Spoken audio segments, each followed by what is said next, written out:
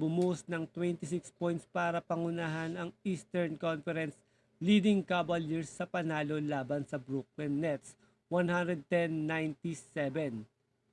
Nagpakitang gilas si Donovan Mitchell na may 26 points habang tatlong iba pang Cavaliers ang umiskor ng double figures. Darius Garland nag-ambag ng 18 points. Evan Mobley nagpakitang gilas ng 18 points at 13 rebounds. At si Jarrett Allen ay may dominanting 16 points at 20 rebounds. Malakas ang ipinakita ng Cleveland sa game na ito na nagpapakita kung bakit sila ang nangunguna sa Eastern Conference.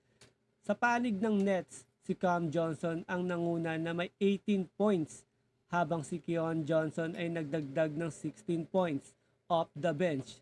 Si Trendon Watford ay may 13 points at parehong may tig 10 points sina Sir Williams at Jalen Wilson.